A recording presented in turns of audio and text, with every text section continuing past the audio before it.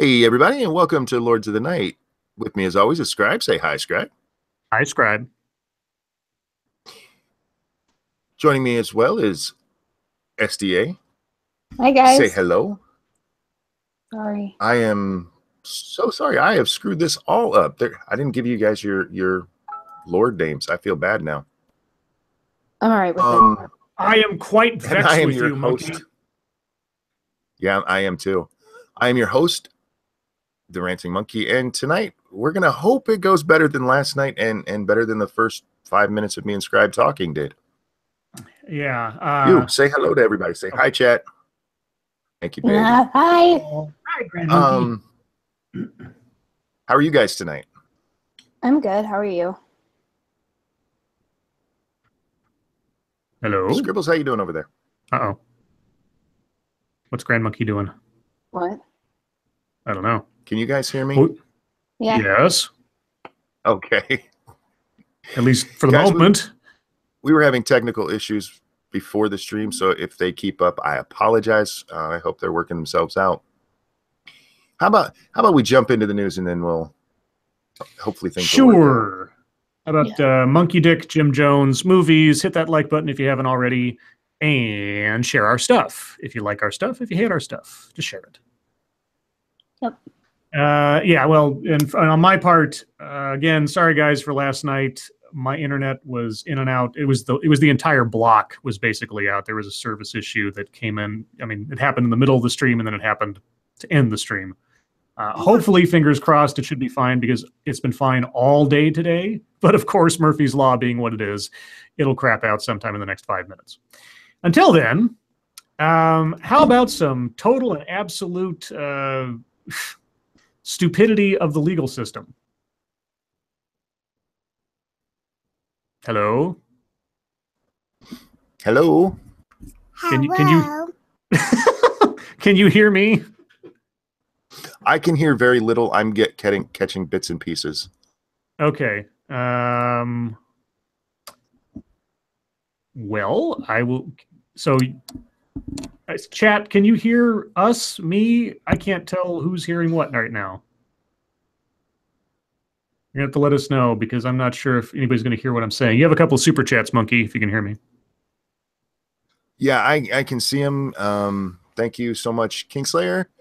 Notice me, senpai. Noticed. And the gayest person on YouTube says, finally caught a live one from the start. Hope everyone has a Merry Christmas and all that. Back at you. Thanks okay, so chat says they can hear me, so I'm going to continue on. All right. Woman gets probation in Facebook hate crime case. A woman who live streamed herself and a trio of friends abusing a mentally disabled man and taunting him with racial insults was sentenced to probation Friday after spending nearly a year behind bars. Brittany Covington, 19, had been held at the Cook County Jail without bond since January when she and co-defendants Tesfaye Cooper, Jordan Hill, and her 24-year-old sister, Tanisha Covington, were arrested on kidnapping and hate crime charges. I want to underscore hate crime charges for kidnapping and torturing a disabled man, as compared to the hate crime charges of breaking some windows and leaving bacon on the doorstep that we covered last night. Yeah. About that story, though, this is something that people were talking about today. The guy was actually carrying around a machete and breaking into things that way. Which I feel like adds a little bit of perspective to that situation. I think it should have been mentioned, but... What's going on? I hear things, but I don't know if anybody's hearing me. I'm hearing you. Okay. Monkey? Have we lost Monkey? Yeah, Monkey's like totally gone. Oh, great. Well, then, this might be a repeat of last night if Monkey can't come back. And was it like 5 minutes or something? Yep. Okay. Well, I will hold off because this was the title of the...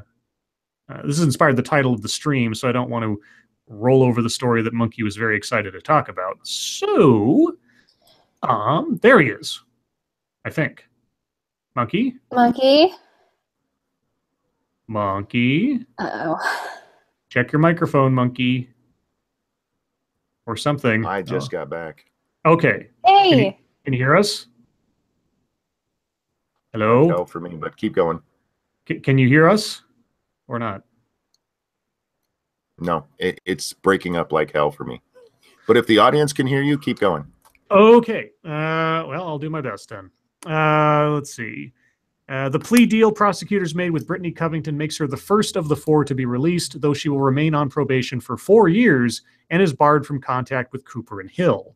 Brittany Covington narrated Facebook Live video of the others tormenting the 18-year-old white man in the West Side apartment she shared with her sister. The victim, a Crystal Lake man who had been a classmate with Hill at a West Suburban alternative high school, appears terror-stricken as he was taunted with racially tinged insults, including calling him a supporter of then-President-elect Donald Trump. Hill and Cooper allegedly cut his clothing with a knife, punched and kicked him. In one Facebook video, the man was forced to drink water from a toilet bowl.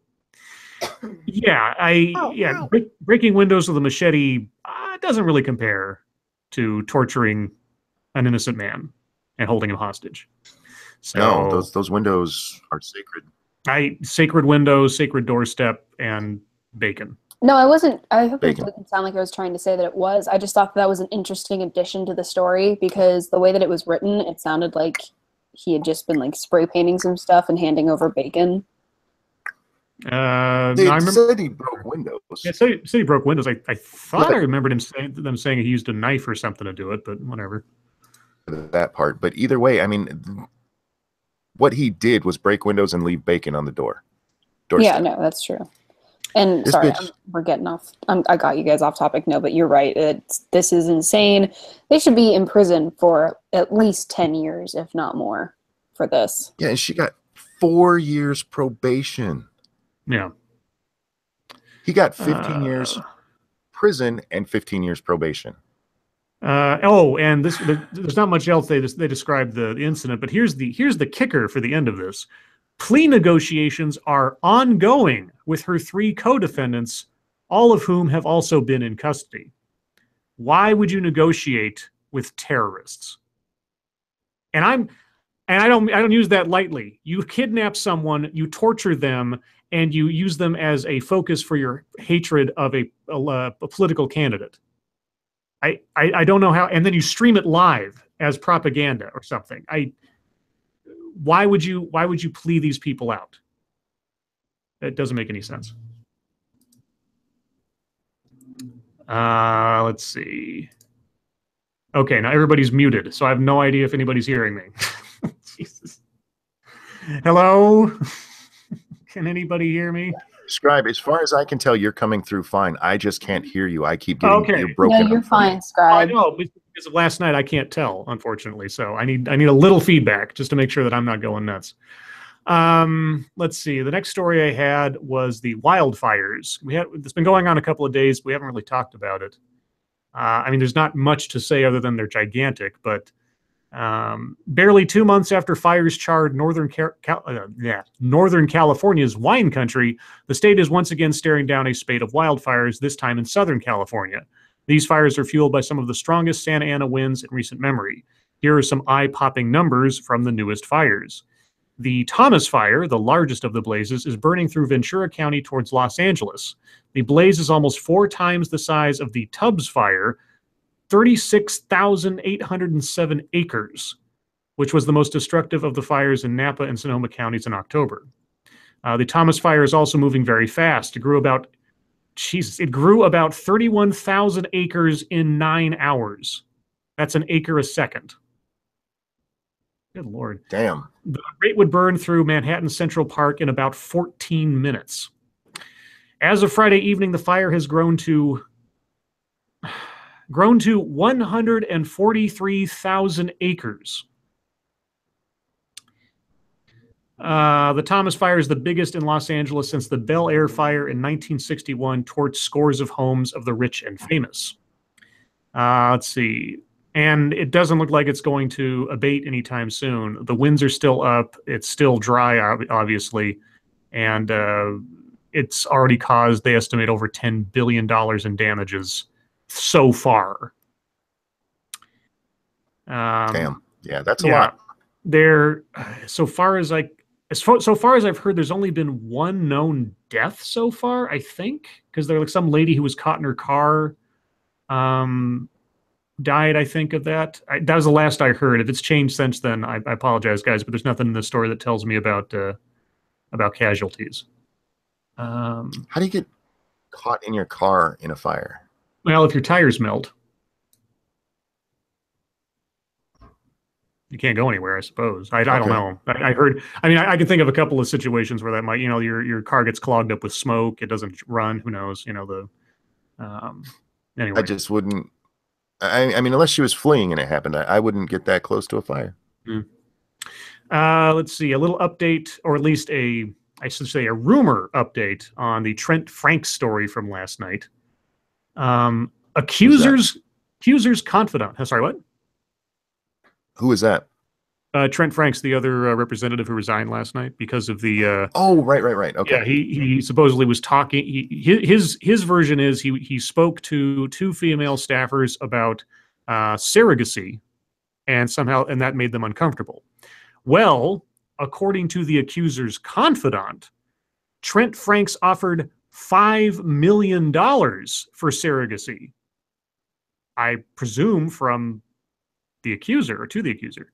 The head of a prominent conservative group was present last week when a woman who has accused Representative Trent Franks of asking her to be a surrogate for his child in exchange for $5 million detailed her allegations to House Speaker Paul Ryan's staff. Andrea Lafferty, president of the Traditional Values Coalition, told CNN that the accuser, a former aide who she did not name, said that she was asked to look over a contract to carry Frank's child. If she conceived his child, she would be given $5 million. According to Lafferty. Franks, an Arizona Republican, announced Thursday that he planned to resign January 31st after the House Ethics Committee said it would investigate Franks to see if he had taken part in, quote, conduct that constitutes sexual harassment and or retaliation for opposing sexual harassment. On Friday, Franks said his resignation would take effect immediately. Lafferty first learned about the woman's allegations last year. Okay. She was connected with the woman through a mutual friend who felt she could help provide counsel. At the time, she was not ready to come forward, but was simply seeking advice, Lafferty said about the accuser. The accuser recently decided to come forward, got in touch with Lafferty again, and Lafferty set up the meeting last week with the Speaker's office. Ryan did not attend, Lafferty said. Quote, I did attend the meeting at the Speaker's office with the young lady, Lafferty said. Her story has remained consistent in every time she has discussed it. I was angry that somebody who purports to be a conservative and Christian does such a terrible thing, she told CNN. Morally, it just made me angry he would do something like this. Why? Offer somebody $5 million and she declined? There must be other details to this because it's obviously an oddball thing to do, but surrogacy isn't some kind of alien concept these days. And she declined. There must be some more details to this. There's got to be something else going on. It can't be just that. Yeah. I mean, it is weird. Don't get me wrong. But I mean, if you're a married couple and you're infertile, now discussing that with your employees is probably a little bit out of bounds. I won't deny that. But I don't know. Anyway. Well, the fact that it's out of bounds is why people would consider it sexual harassment. I mean, he's saying, I'm going to give you $5 million if you carry my baby. And she's his employee, so he's in a position of power, obviously. And he's holding basically ransom money over your head. It would make me pretty uncomfortable, too. I can understand why that would be an issue in a work environment. He didn't fire her for saying no. That we know of. So... this is weird. I mean, like I said, I don't think it's an appropriate thing to say or offer to an employee, but it's not surrogacy isn't a crime, and offering somebody, it's not like he was trying to force her into it that we know of. I mean, they'd hold a gun to her head. Well, weird. I mean, even so, it would be a civil issue, and it would be an issue within the contract of employment. It's not necessarily a criminal issue. It's just weird. There's got to be some other aspect to this or something, like maybe the way he discussed it or something, or I don't know. Anyway, so again, that's just secondhand information. Who knows if it's true and if it'll ever become relevant if the guy's resigning anyway. Right. Nobody's going to care anyway. Yeah, probably not. Let's see. A renowned appeals court judge is facing claims of inappropriate sexual conduct in our latest in the sexual harassment wildfire, so to speak. A powerful and prominent appeals court judge is being accused of sexual misconduct by 6 clerks or more junior staffers who worked with him. 6 clerks or, okay. The Washington Post reported Friday. Judge Alex Kaczynski, who for many years served as chief judge in the 9th U.S. Circuit Court of Appeals, is being accused of having subjected a number of the court's female staffers to a range of inappropriate sexual actions, including as recently as 2012.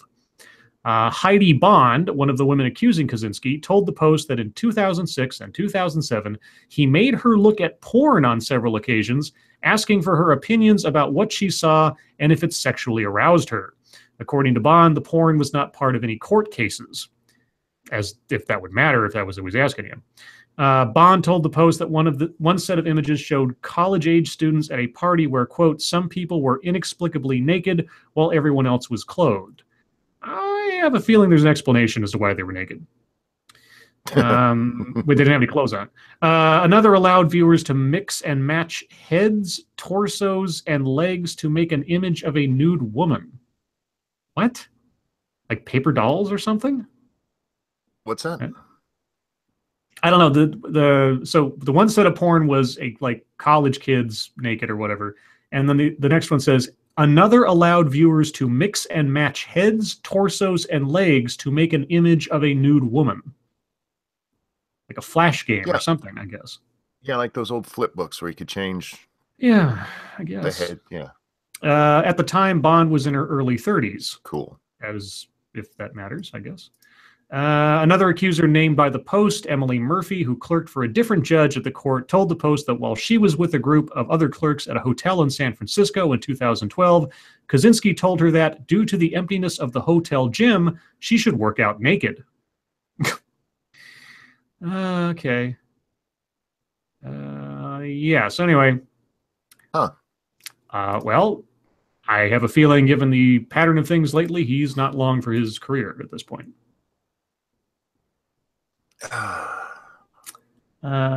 Let's see. And lastly, I got a weird one here. Now, I've known about this story for years because they've been talking about it off and on, obviously, for years, but it just happened again, apparently. 13th dismembered foot found on British Columbia shore. Somebody's cutting off feet? Excuse you? Well, this is a mystery that's been going on for a while. I'm sure the story will cover it, but I've been hearing about this for a long time. Of course you would know about a bunch of severed feet. Yeah, well, it's true. I would, because I'm morbid. A man walking his dog on a British Columbia beach this week made a grisly discovery. A foot in a shoe, along with part of a lower leg. Adding to the mystery is that it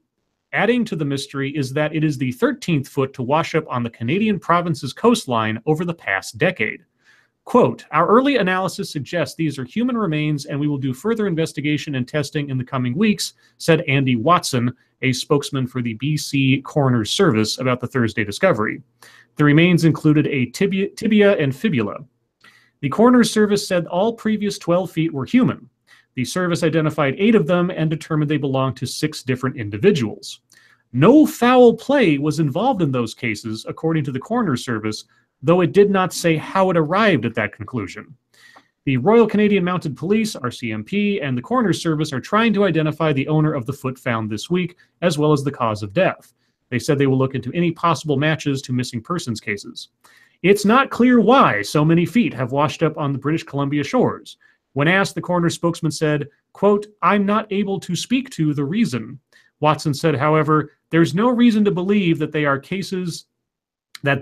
cases, were connected in any way. So there's a couple of theories on why this happens. One idea is that you've got people who commit suicide by jumping into water. And what happens is, as the body decomposes, things separate. But, and they've tested this, a foot inside of a shoe will be longer and more well preserved than any other part of the body that is covered up. And the foot and the shoe become, well, buoyant and float. Oh, gotcha. So the theory is that some of these people were like suicides. Some of these people were people who fell overboard in ships off in the sea, and this is just where they washed up. There's a lot of theories about that. It's not believed that they are like a bunch of serial killer victims or something else like that. But at the same time, they've never said exactly how they know they aren't. So who knows? Have they ever found a matching pair? Like one washes up and then another one. They're like, oh my god, no. Yes. Well, out of the 8 they've identified, they belong to 6 victims. So at least 2 of those were identified belonging to the same person. That's so cool. I'm gonna stop saying things now. Yeah. Oh, is Tailed? Oh, fucking me. Hi, Tailed. I've got a headache, so I'm gonna go grab some Advil real quick, and I'll be right back. Okay. And that was all the big news I had today, because not a whole lot happened today, thankfully. CNN is so bored or has so little to do that they took that religion story I mentioned last night and have made it their top story on their website. So there you go. Story. The wonderful dumb question: why does religion divide us so? Oh, like, right. Yeah, and I'm like, I can tell you in 2 sentences. Just like, anyway. Yeah, and I know we just talked about that last night, but with my memory, I go, it's fine. That's okay. So yeah, that's all I had for news, unless you guys, or I should say monkey until SDA gets back, know of anything else going on. I don't, and I'm so sorry I didn't comment on much of that. It's the roboting is down for right now, so hopefully I'll be able to contribute more. Damn it. Bloodwing says Scribe has a foot fetish. Yeah. No. I do enjoy rubbing a woman's feet, but I don't have a foot fetish. It doesn't turn me on sexually or anything. Why is CNN still a thing? That's a great question. The way it's going, it won't be for long. I mean, yeah. Honestly, between the story where they ran it and then they had to fire their reporters because it was all bullshit, to the one just yesterday where they ran the story as their top headline of Donald Trump Jr. and WikiLeaks posts, and they got the date wrong, and that made it nonsense and irrelevant. Well, if they don't get rid story, of... Sorry, go ahead. I'm sorry. In that story, it would have been irrelevant anyway because the date they used, this stuff was already out. Right. So they just made themselves look even dumber by using a false date. But go ahead. I'm sorry. Yeah, Crystal is... Yeah, I don't understand why Crystal Liza still has a job. I really, really don't. You put up anything that he's written independently of his blog posts, and that's all they are. They're not articles. And then now granted, I don't know the structure at CNN. Maybe Crystal Liza isn't in charge of actual editorial stuff that goes out onto the website or gets broadcast. I don't know how that works. Oh my God, I am so sorry. For what, sneezing? It's okay, you can sneeze. I tried to do that off camera, and I didn't have time to get to the off camera. Microphone. Are you doing a face reveal? What? Yeah, that's it. Man, I am all kinds of helpful tonight. Yeah, I hope there's a shakeup at CNN at some point, because in all seriousness, with an organization that has the resources they do, they could be doing actually good journalism, but they're not, and it's pathetic. How much of it do you think is ideological at the moment? Because a lot of the stuff they get wrong is about Trump. Yeah.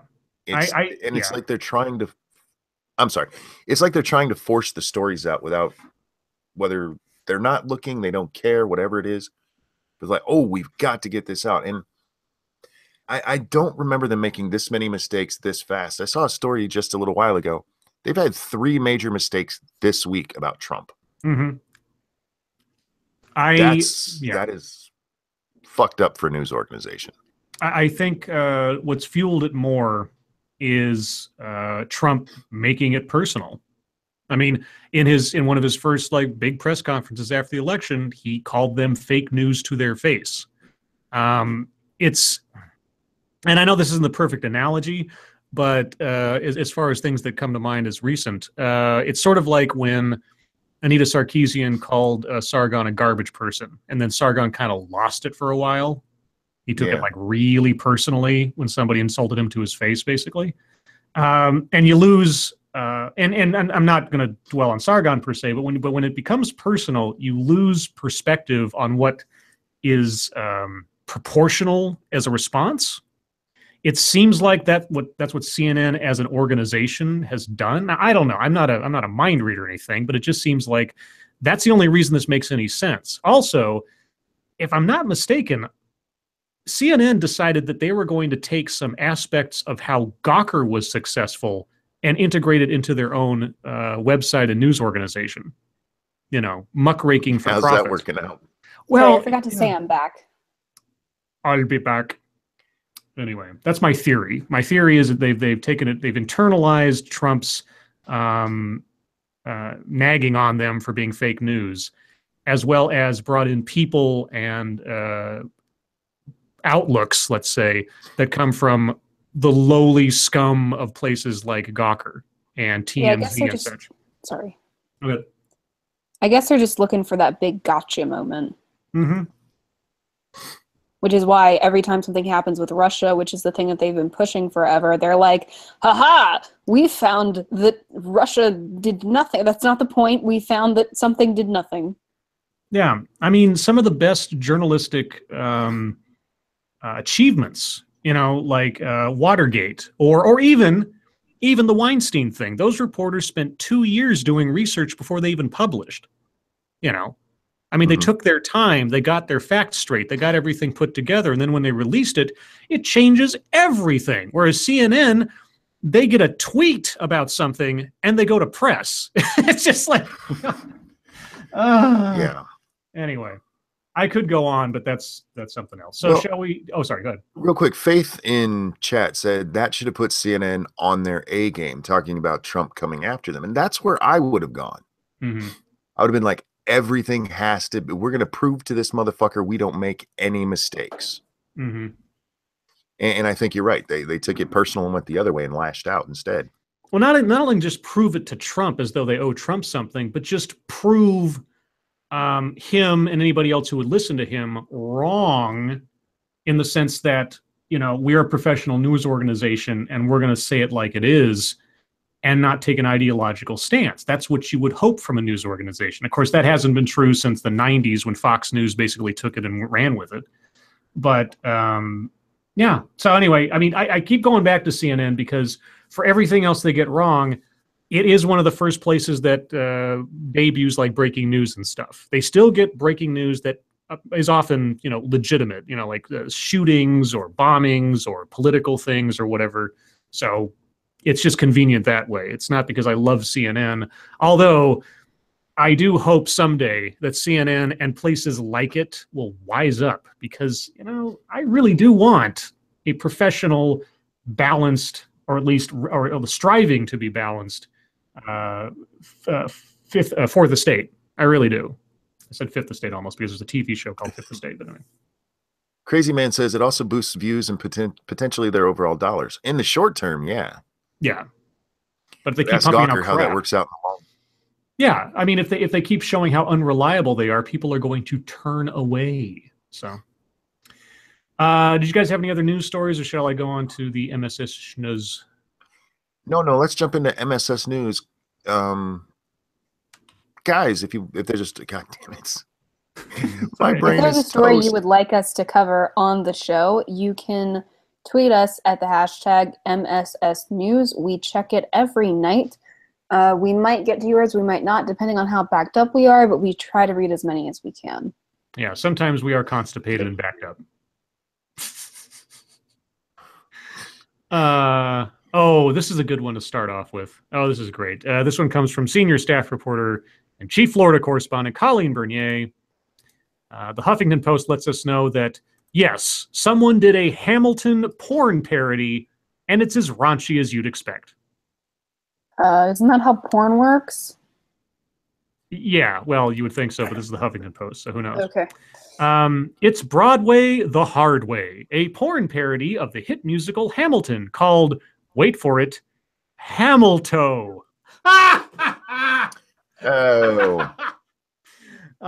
Ew, ew, ew. The sex-enhanced musical. Fappleton. That would have been better. Sorry. Fappleton, that's a great one. The sex-enhanced musical just released by Los Angeles-based porn company WoodRocket.com purports to tell the story of one of America's greatest pounding fathers. Oh my God. There's no Lin-Manuel Miranda. In his place is an adult actor named Tommy Pistol. I recognize that name. According to the script, which takes place in 1769, Alexander Hamilton is the man who invented the threesome with the help of his two Pfister sisters, who are only stepsisters and do things the Schuler sisters in the original musical probably wouldn't do. And that one girl, whoever that is, she's got a great rack. Oh, wait, that's sexual harassment. Sorry. Scribe. Other porn stars don't apply to wait, what? Anyway. Oh my God. Other pounding fathers like Cumas Jefferson and James Maddickson make cameo appearances, but this hornier Hamilton ends with a penis duel with Aaron Boner. Do they actually? Okay, I have two pictures going on in my head here. Yeah, I'll send you a link. One is them, having a, who can fuck a girl the best, and the other one is them sword fighting, and I kind of hope it's the second. Oh my God. Yeah, that's the entire story. There's only one photograph made available. Whoever the lady is in the pink nighty thing. Anyway, so what else do we have? Do we have a Florida man story or anything? Oh, there's got to be something. What's this one people keep sending me? Okay. This one has been sent to us by Fernanda and Colleen Bernier and Jack Cochran, so it must be a good one. Let's see. TV host slut shames women who says she had sex with 20 ghosts. What the fuck? Sorry, I misspoke. TV host slut shames woman. Sorry, not women. Woman who says she had sex with 20 ghosts. See, I did not think when you said that's. Oh, I misspoke. I didn't think you were going to correct like women to woman. I was like, oh, so he's saying something completely. Oh, okay, never mind. No, it just came out. For whatever reason, my brain decided to pronounce it the wrong way for reference's sake. This is her name. Okay, either her parents were hippies or she gave herself this name. Amethyst Realm. Amethyst Realm, a 27-year-old Brit, is getting slut-shamed for claiming to have had sex with at least 20 ghosts, whom she purportedly prefers to living men. Realm, from Bristol, England, went on the British TV show ITV This Morning on Thursday to discuss her out-of-body, on-body experiences. She says it all began in 2005 when she moved into a haunted home with her then-fiancé. Quote, "It started as an energy, then became physical," she says. "There was pressure on my thighs and breath on my neck. I always felt safe. God, what the fuck? I always felt safe. I had sex with the ghost. You can feel it. It's difficult to explain." Realm continued this supernatural affair for 3 years, but had to end it when she got caught by her husband. She claims he saw a shadowy shape of a man on top of her. Since that first steamy, spectral encounter, Realm says, she's hooked up with at least 20 ghosts and isn't averse to the thought of conceiving a ghost baby. The TV show's co-host, Philip Schofield, responds a bit judgmentally. Quote, "I should imagine you have got quite a name for yourself in the spirit world," he says. "I would imagine they would be keen to visit you." The Huffington Post zeroed in on this immediately as, quote, "spooky slut shaming," unquote. Like, Oh my god, really? Like, of all the things, it's like this woman is delusional or just really good at marketing herself. I don't know which. And she thinks that she's fucking Ghost, and you're like, hey, let's not call her a slut, okay? Like, as if that's the issue here. Oh my god. Quote, she had a fiance at 15, question mark, writes one Huffington Post commenter. Is she originally from Alabama? Quote, tune in next week when she accuses them of sexual harassment and sues them. She wants a check too, hashtag, writes another. Psychotherapist Tina Radzowick thinks realm is confusing ghost sex with a hallucination that happens in that weird realm between wakefulness and sleep. I don't care. It's hilarious. And it's hilarious that somebody would like attack the guy for slut shaming someone who says she's fucking ghosts. Jesus. That's amazing. What else do we have? Yeah, a lot of people send us that one. Thanks, guys. That was a good one. Oh, yeah, I posted that for YouTube Drama. I'll talk about that later. Oh, okay. This is interesting. Boatman99 sends us this one. Cambridge students create database of rape, abuse, and sexual harassment in 1,000 films and TV shows from Last Tango in Paris to It's a Wonderful Life. Oh, some motherfucker got their PhD on that. I swear to God they did. That was somebody's fucking PhD or master's research. Like, I really hope I'm wrong, but I bet you that's somebody's like PhD or master's like degree research, and I'm gonna be upset. Rape, abuse, and sexual harassment in It's a Wonderful Life? What? What movie is that? I've never seen that. Man. Well, you've never seen it. Okay. All right. I'm not going to act surprised. I'm not going to act surprised. For the record, I have never watched It's a Wonderful Life. Really? I know, I've never seen that movie. I know what it is. I know what the story is. I just have no interest in it. Okay. Maybe they'll explain because I'm really curious. It is one of the most famous Christmas movies of all time, but It's a Wonderful Life has been added to a database of films that contain scenes of rape, abuse, and sexual harassment. And it's not the only beloved film on the list. Oscar-winning Good Will Hunting, starring Matt Damon, and the late Robin Williams, has abuse as a underlying theme. Yes, it's a not adult film, but it's a mature themed film. It's rated R, isn't it? While the 1990s road movie Thelma and Louise contains a lengthy and upsetting rape. It's part of the story. It's part of the character's motivation. There's also a murder in there. Yeah, and who did the murder? Yeah, I bet you there's no database of movies with murder because that would just be like all of them.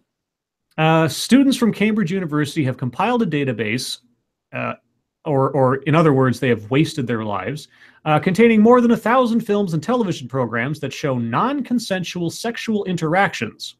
So fictional events. Gotcha. The project is aimed at helping sexual assault survivors avoid any potentially traumatic scenes that could trigger flashbacks. Okay. Described as a search engine for sexual violence. Oh, this is the name of the group? Okay. Now, this is in capital letters. These are capitalized words, so this is a group. Unconsenting Media was launched to allow survivors to vet what they watch in case there are any offensive scenes. It comes as Hollywood is embroiled in the fallout from the Harvey Weinstein. What do fictional depictions of violence in films have to do with Harvey Weinstein? I mean, It's a Wonderful Life was made before Weinstein was born.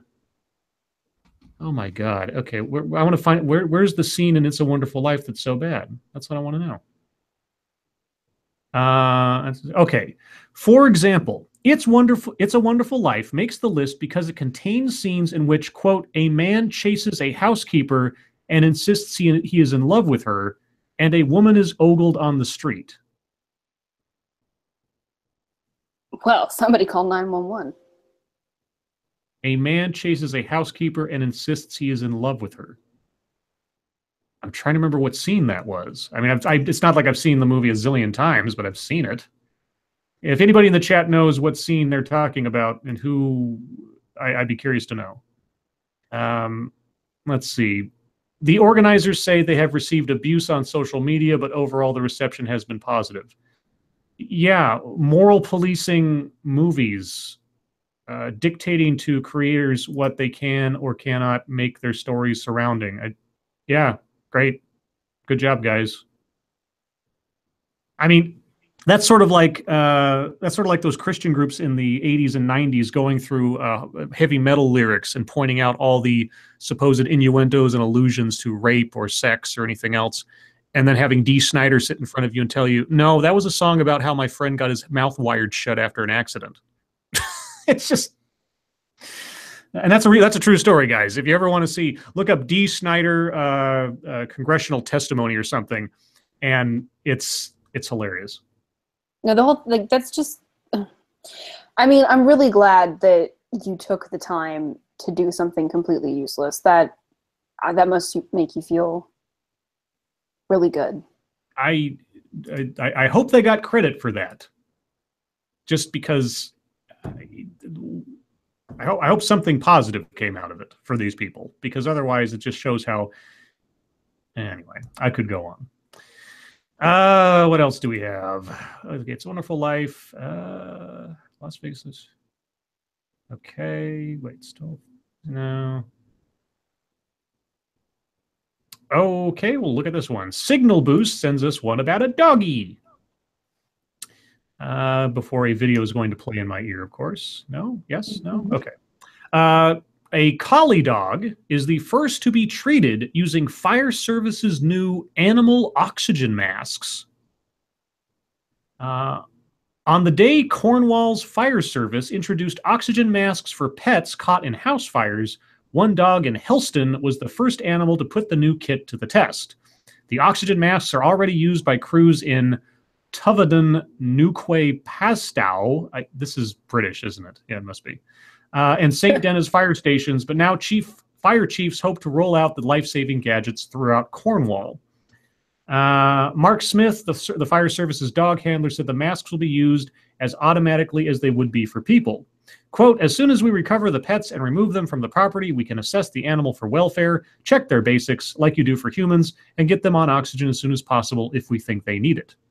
On the day of the countrywide rollout, one crew put the mask to the test and administered oxygen therapy to one black and white collie. Did the collie survive? Is the collie okay? They don't say. Why wouldn't you say? Why would you be like, the dog may have died? Yeah. Let's see. Did I miss it? Don't do me that way, man. I can't take it. Oh no, they split up the text of the article between a whole bunch of different like photographs. I'm trying to see. Oh. Well, okay, we gave oxygen to the dog using our new animal oxygen masks, right? And oh, okay, there's a picture with them and the dog. No, wait, no, that's their fire dog. Where's the dog with the oxygen mask? Okay, well they don't say. The dog's okay, dude. They don't say, as far as I can tell. God, why wouldn't you say? So, dog oxygen masks. So, but did it work?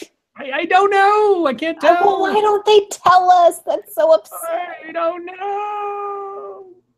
Okay, we got a couple more here we can probably talk. What's this one? Christmas eyebrows? What? Okay, Christmas eyebrows. This one comes from Colleen Bernier. Christmas eyebrows are replacing ugly sweaters as the worst holiday trend. Oh, okay. God. Just when you found the perfect ugly Christmas sweater, here comes word of an even tackier holiday trend, Christmas eyebrows. This eyebrow-raising look, har har, is achieved by using gel to separate out the eyebrows and make them into peaks so that gems, stickers, and other glittery objects can be attached, according to HuffPost UK. The trend was popularized by YouTuber Taylor R. Taylor R. There's a special place in hell reserved for her, for sure. I know who Taylor R is. Let's see. Since then, others have jumped on the bandwagon, and some with more elaborate brows than others. I'll post a link so you can see the wonder that is Christmas eyebrows. If you do this, you automatically revoke your right to breed. I don't know. I think Weibo should give it a shot. What did I miss? I'm sorry. Christmas eyebrows. Fucking Christmas eyebrows. Yeah. Beautiful. What is this? Okay. Jenna asks where I am. I had to step away for a moment, guys. Sorry about that. It's okay. Okay, I left that one for a deep topic. Jack Cochran sent us the same 10 list that we did last night on Monkey's channel. And yeah, actually, I mean, we talked about the girl who was let off for the torture and kidnapping. All right, what's this one? We'll do this one, and then I think we're pretty much into YouTube time. Cool. This one comes to us from Colleen Bernier. Is this a Florida story? Yes, it is. It's a Florida woman story. Oh, boy. Middle school teacher arrested on 12 drug and neglect charges. Damn. A Henry County substitute teacher has been arrested on drug and neglect charges. Henry County Sheriff's deputies say 35-year-old Maria Otilla Rivera Magana, sold marijuana. Yeah, I know. Sold marijuana to 2 Clewiston middle school students. The students complained of being ill and reportedly admitted to smoking the marijuana they bought from Rivera. During an investigation into the students' claims, deputies arranged to make a purchase from the teacher. Rivera is charged with 2 counts of possession of a synthetic drug with intent to sell within 1,000 feet of a school, 2 counts possession of marijuana within 1,000 feet of a school, 2 counts possession of a controlled substance with intent to sell within 1,000 feet of a school, 2 counts of contributing to the delinquency of a minor, 2 counts of interference with 2 counts of interference with, and 2 counts of neglect of a child. Okay. Additional criminal charges are pending. Holy cats. Let's see. Her bond is set at $100,500. Blah, blah, blah. Okay. Well, there you go. You learn something new every day, especially at that school. And that's pretty much it. So, YouTube. Before we get there, Little Butt went up to bed a little while ago. And you missed her arguing with Grandma that she wasn't tired. Uh-oh. Well, when we lay down with her, we usually put in a Disney movie. And tonight she was watching Frozen, and she was so not tired, she didn't even make it to this song, Coronation Day. Or whatever the name of that song is. So, for those of you who don't know, I think that's the... Yeah, probably. That's the third song in the film? It is, well, yeah, it's the third song, technically, yeah. I mean, it depends, like, if you count the opening song, which obviously I do, then yes. It's a song. Yeah, it's a song. It's the third song. Song. But, like, the first 3 songs are, like, back to back to back, so... Yeah, it's one of my problems with that movie. They threw in too many songs at the first half hour of it. Anyhow, yeah, let's do YouTube time. Nothing wrong with Frozen. SDA, what'd you do? Huh? I didn't do anything today. I took the day off because I've been tired. So, I didn't do any YouTube stuff. I am working on a video though, and hopefully that'll be up like tomorrow-ish. Well, there's something to be said for consistency. See what I did there? Look, it's been a rough few weeks. Okay, I'm sorry. You're fine. No, this is for if you have something for YouTube time. You're not obligated to have something here. No, I mean, sorry. I have nothing for today either, other than to remind people tomorrow at 3 p.m. Eastern Time, me and Scribbles will be doing movies you should have watched. Die Hard. Die Hard. Oh, we are doing. We should have done Die Harder tomorrow morning. What? Yeah. I didn't hear you. Oh, I said we are doing book club tomorrow morning. I forgot about that. Oh, okay. What time? 7 a.m. Because, you know, it's with Australia, so. Gotcha. Yeah, I didn't do anything today. I don't know if I'll be doing anything tonight or tomorrow. I'm going to try to get one out tomorrow, but we'll see. I don't have a subject yet. I really, really want to do the dating one we covered last night on the stream. Yeah, that's a good one. Yeah, because that one was just so stupid. For those of you who missed it, last night after the stream crashed, we did come over to my channel. There's like, what, an hour maybe? You, me, and Weibo talked. Me, Scribe, and Weibo talked. And we covered the Everyday Feminist article. It's amazing. It's absolutely amazing. What is it? 10 questions. Oh, intersectional feminists have to. Sorry, what? Go ahead. I faded out there. Oh, yeah, it's 10 questions that intersectional feminists need to ask on the first date. Yeah, and it is fucking God. Awesome. Yeah, it's amazing. It's absolutely amazing. I'm gonna have to look. I might make a video on that. Oh, it's great. Wait. Weibo Jones says, Scribe Light, did you see Mediker's newest video? I'm going to get to that in YouTube drama time because that was absolutely mind-numbing to watch. Also gross. I haven't seen it yet. Don't watch it if you want to eat for 3 hours afterwards because it's disgusting. Let's see. I'm working on a video. I'm chipping away at it. I've been doing it in shifts today because there's a lot of little pieces to put together. I should have it done for publishing tomorrow, I imagine. Sometime tomorrow I'll have it out there. It's a TED Talk. So, you know, my brain is turning into Swiss cheese as I go over it. So it'll be out there probably tomorrow. Let's see, what else? Oh, and I have ads. So yeah, guys, all the ads that were requested. Sorry, go ahead. No, you just reminded me. I need to throw the link from the other one into the chat or into the description. Keep going. Yeah, and I have that. I'm going to put that in the chat. So guys, last night, in between the time where my internet crashed and it came back, I focused on doing ads while I was thinking that I wasn't going to get back on last night. I got a couple done, and the ones that I had finished and the people who requested them were present in the chat on Monkey's channel. I read them. One of them I inadvertently deleted from my notepad for some reason. By the time that I noticed that I had done that, it was too late, but I had read it on the air, so I'm putting the link to the timestamp. If you want to bookmark that to watch it later, it was Mule 1066's request for a Croc Hunter episode where Monkey is killing the bat in the Incident of Lore for the show. The other one that I read, or the other ones that I read, I will be rereading tonight as well, so nobody's going to miss anything. But I just want to let you know that. Without further ado, I put these in a little bit of an order for the sake of drama, because you'll see as we go on, because some of these are like sequels of each other's and things. Tall Person requested an ad for Zombies versus Necrophiliacs, because Monkey suggested it.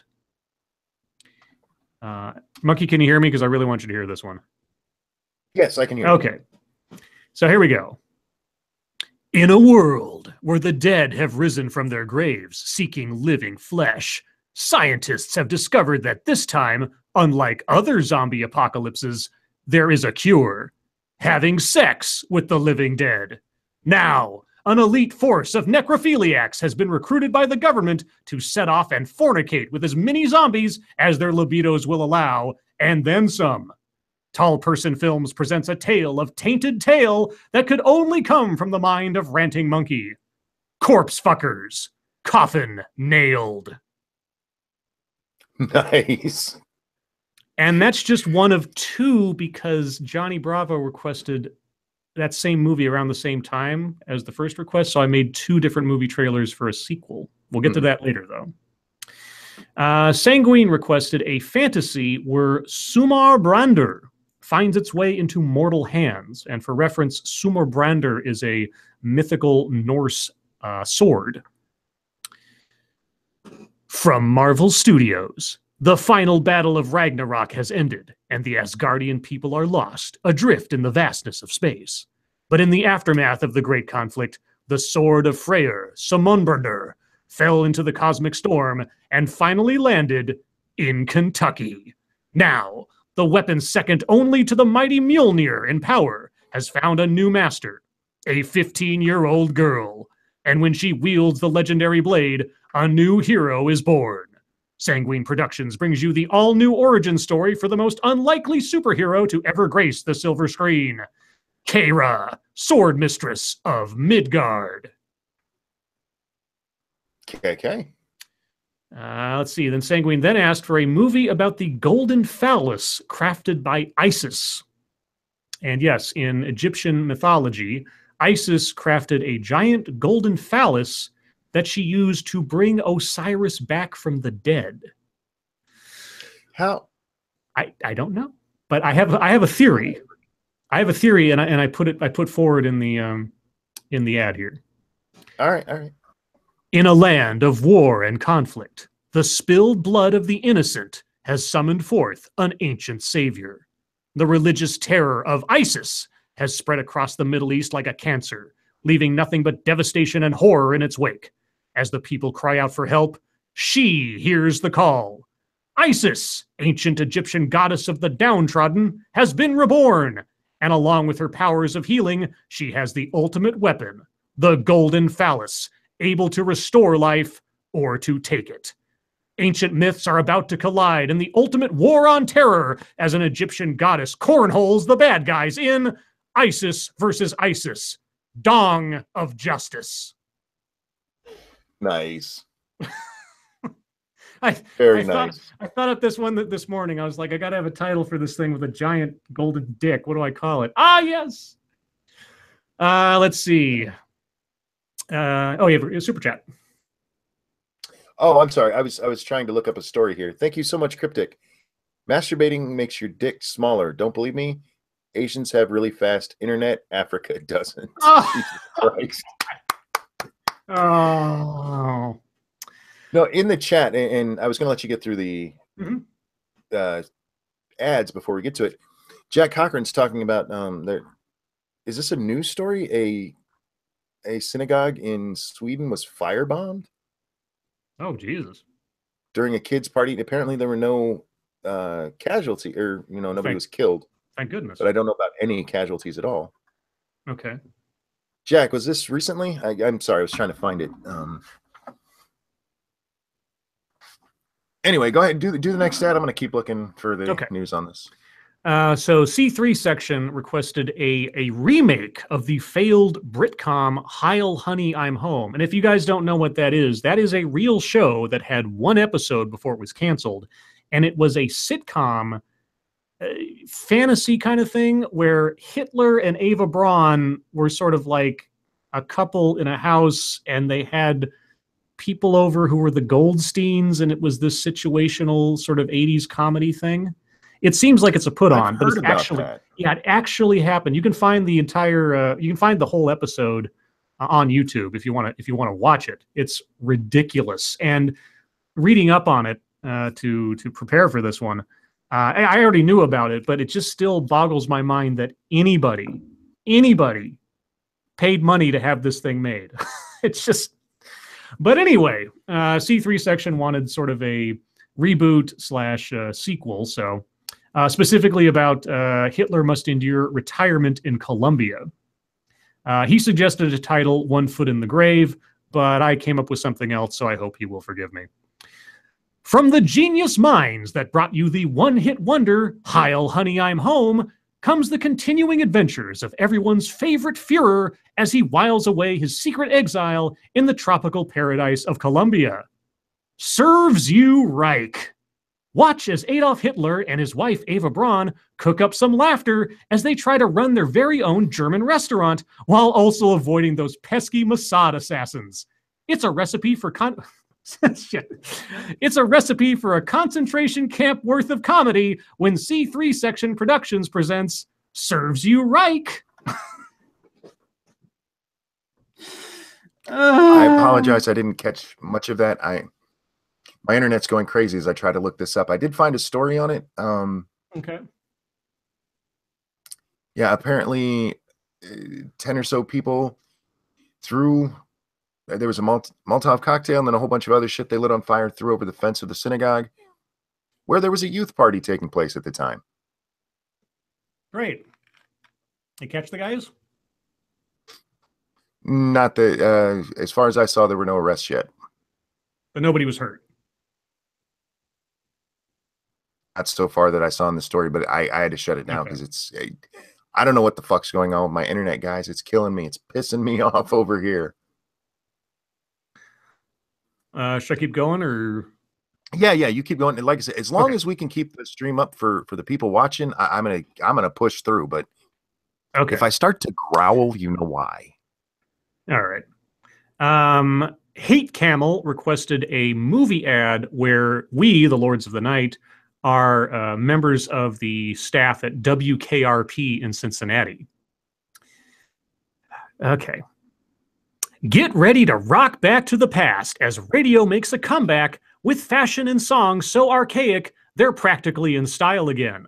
Cincinnati's WKRP radio station has been in mothballs for decades, but a single touch of ISIS's golden phallus resurrects the station and the staff like magic. Can a group of time-displaced DJs and analog sound survive in a current year? And will the office politics of the late 1970s get them laid or get them arrested? Starring Ranting Monkey as Johnny Sunshine, Johnny Midnight, and Dr. Johnny Fever. Scribe Light as straight-laced newsman with the migrating Band-Aid, Les Nessman. And Some Dumb American as the soulful funk master, Venus Flytrap. Hate Camel Productions reminds you that you're at WKRP in Cincinnati. Well done, what I could hear of it. Damn it. I'm going to have to go back and watch this later so I can hear all of the ads in full. Yeah, I did my best to sing that one, guys. I did my best. Flytrap seems like a horrible nickname for a woman. That's all I'm saying. Well, unfortunately, Venus Flytrap was a man. I know, but SDA's not. Well, that's true, but that was the request that SDA become Venus Flytrap, so I aim to please. Let's see, this one I read last night, but I will read it again. Peter Hades requested an ad for a Hollywood Rehabilitation Center, for sexual assaulters. And so I did just that. Are you a famous celebrity or politician caught up in the wave of sexual assault allegations? Are you in need of fuel for a sympathetic and heartfelt redemption of your reputation? Here at the Tinseltown Center for the Touchy-Feely, we strive to give our patients every opportunity to hide from the prying eyes of media and law enforcement so that you can live out your exile in comfort. We offer one-on-one counseling, daily health spas, and even an acting coach to help keep your skills fresh, as well as to prepare for the inevitable press conferences. The Tinseltown Center for the Touchy-Feely. We're reaching out to you because you reached out to her. Oh, boy. And then Johnny Bravo requested also a zombie versus necrophiliacs movie, but this time starring August Ames. So in the tradition of too soon, here we go. Mm-hmm. After scouring the landscape and banging as much corpus delicti as was humanly possible, the veteran force of corpse fuckers finds themselves in the wasteland of Las Vegas. And there at its center, the greatest challenge their genitalia have ever tangled with, zombie August Ames. Her tolerance for twat and her hardiness against hard-ons is legendary.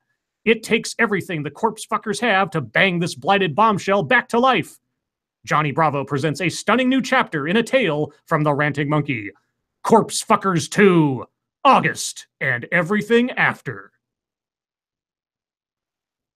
And for those of you that are music fans, that was a reference to the Counting Crows album, August and Everything After, just for the hell of it. And lastly, and this is actually pertinent to Monkey tonight, as it was to me last night, Johnny Bravo requested an ad for high-quality internet that doesn't cut out. Are you tired of having your live streams prematurely evacuated? Do you think the sound of robotic voices should be reserved for sci-fi movies and Japanese sex robots? Well, you're not alone. That's why all of us at Indelible Internet work 24 hours a day to ensure that your web surfing never hits a reef. Our vast network of servers and routers possess a patented 5-part redundancy system to ensure that you'll never be unable to read everyday feminism articles to your loyal listeners.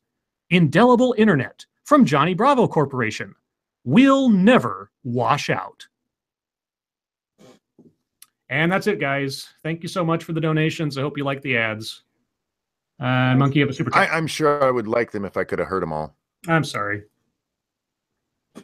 This is just starting. It's pissing me off right now. Cryptic, thank you. What do you call it when two transgender midgets have sex? Microtransaction. Oh. Har, har. There was some YouTube drama today. I have at least 2 different things to bring up, and maybe you guys know a bit more about one than I do the other. Sure, go ahead. Mm-hmm. Keemstar released a video today kind of taking down Philly D regarding his Patreon. Now, there's a video out there. I can't play it, obviously, but the gist is Keemstar is criticizing Philip DeFranco for having a Patreon when, given the number of views he gets and all the other sponsorship deals and everything else he has going on, he's not in need of money, yet he's asking for money from his viewers up to the tune of some 13,000 people who have donated. Now, how much is Philip DeFranco making? I have no idea. Keemstar claims that he knows, and knows that the Patreon stuff is unnecessary given his other sources of income. But that's a thing now, so. That was all broke up for me. Tell me if I have this right. Keemstar's bitching that Phil DeFranco has enough income, he doesn't need Patreon. Is that pretty much it? Yes. So if people are still willing to give him money for that, Patreon is a direct donation, so I have no problem with him doing that. Keemstar's just trying to get more attention. Mm-hmm. Also, Philip DeFranco has a number of employees as well. Mm-hmm. So it's not like he's the only person who's getting that money. It's going to fund his entire operation. And he's also independent, so he's independently paying all these people. I mean, and he's got a whole studio, and he's got overhead and all that kind of stuff. I mean, just like any other business. Mm-hmm. So, yeah, it doesn't bother me one bit, honestly. I don't care. If people want to give him their money to support his business and to support what he does, that's up to them. Yeah, I mean, like saying he has enough sponsors, he shouldn't have any more sponsors. Fuck off, Keem. Keem's just trying to get attention on this. That's my guess. Yeah, that's what I figured. I mean, all I know is it was drama. I don't know if it's a legitimate drama. Well, most drama isn't legitimate, but it's drama. No, you're right. It's drama, and it's Keem doing what Keem does. Mm-hmm. The other thing is kind of drama. Well, it might not be drama, but it was something else today. So Mr. Medicare, Jim, released a video today about a subculture, and I'm still part of the deep, dark recesses of my soul really hopes that this is all some kind of put on, some kind of hoax, because if it's real, it's insane. But there is a subculture of, at least as far as those that Jim focused on, of gay men who intentionally get themselves infected with HIV and then intentionally infect others. He reads some of the most disgusting posts off of some of the boards that apparently this subculture uses that describe their methods for infecting themselves and their tales of infecting others. And it's disgusting. I mean, it's not only just disgusting in the descriptions of what they're doing, but it's also a disgusting notion that you would A, want to have yourself infected with a deadly disease, and B, then turn around and infect others without them knowing it. Or what's the word I'm looking for? Muck around with the condoms of other people and your own in order to infect other people with a disease. Yeah, and I know a lot of people have seen this. I don't recommend watching that video if you have a weak stomach. This isn't a trigger warning or anything, but it's just absolutely true. Some of the descriptions of things in there are beyond the ken of normal men. in disgusting. So just to let you know. And actually, I would be amazed if that video stays up for very long, because I got to imagine someone's going to call community strike on him. Not because he was doing anything but reading other people's posts that are posted apparently publicly available, but just because of the content is just yikes. Definitely won't be monetized though.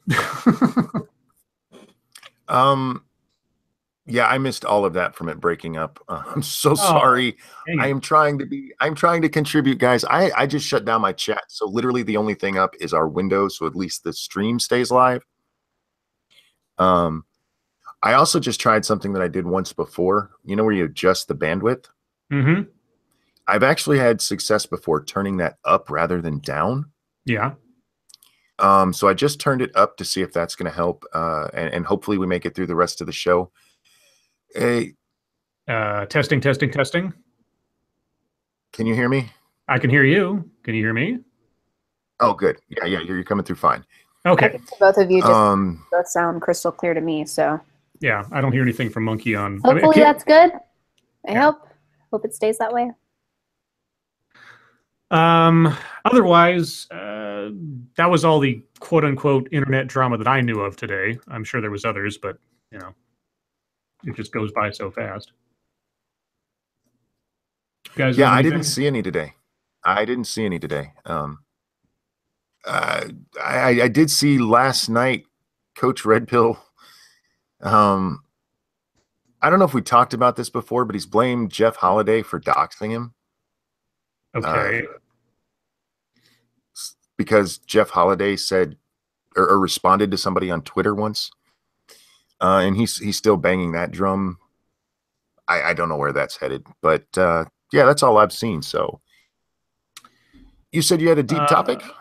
I do. I just wanted to mention real quick the story we covered the other night regarding the white nonsense roundup, the allies who will help you on Facebook and elsewhere have conversations about race if you're a person of color. Yes.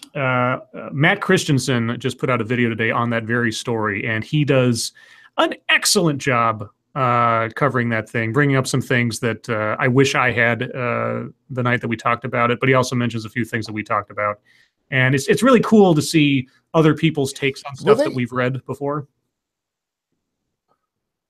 Like if was arguing with, say, Christy Winters, you broke up. Would they jump in and help him? You broke up. What?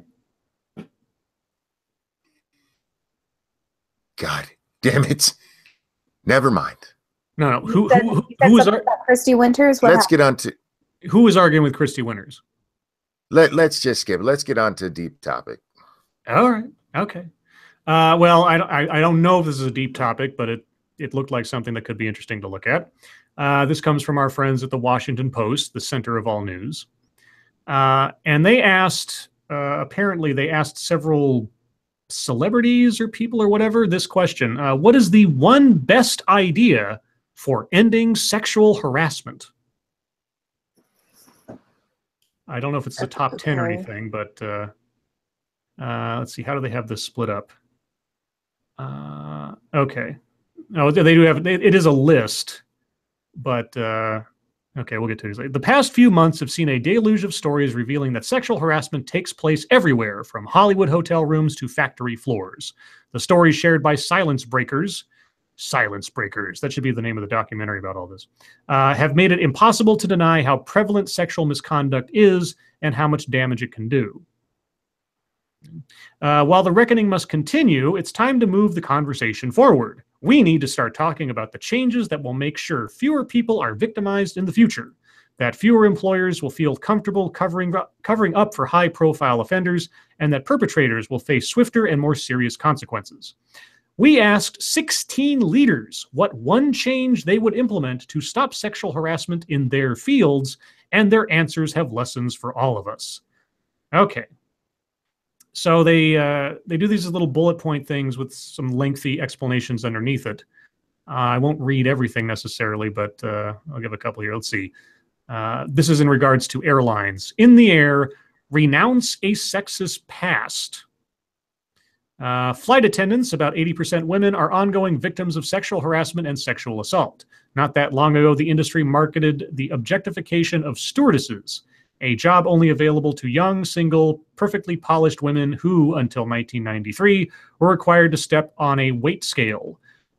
Well, weight has something to do in the air with fuel consumption, just saying. Our union was formed to give women a voice and to beat back discrimination and misogyny faced on the job. Right, okay, so even today, we are called pet names, patted on the rear when a passenger wants our attention, cornered in the back galley and asked about our hottest layover, and subjected to incidents not fit for print. Like the rest of our society, flight attendants have never had reason to believe that reports of the sexual harassment we experience on the job would be taken seriously, rather than dismissed or retaliated against. Okay. I don't know. I can't argue with that, I suppose. I don't know what you're going to... I mean, people get fucked over for getting accused of that in the airline industry, don't they? Sure. So... I don't know. I don't follow the airline industry very closely. Renounce a sexist past. Well, I'll tell you what, if you report sexist behavior or sexual assault on an airline, I bet you'll get attention these days. Can't say for the past, but in television news, get rid of forced arbitration. Okay. What? Let's see. Who sent this? Oh, Gretchen Carlson. Okay, Gretchen Carlson says, get rid of forced arbitration. When my complaint against my former boss came out 17 months ago, I felt incredibly alone. I was wrong since I spoke up. Yeah. Okay, so what's the forced arbitration thing? Today, more than 60 million Americans have arbitration clauses in their employment contracts, eliminating their 7th Amendment right to a jury trial. A jury trial? Well, why, if... Go to the cops. Well, no. She wants to sue. Oh. You don't get money if you go to the cops. That's true. Arbitration clauses can be required as a condition of employment, and they're a harasser's best friend. Forced arbitration keeps proceedings secret and allows predators to stay in their jobs, even as victims are pushed out or fired.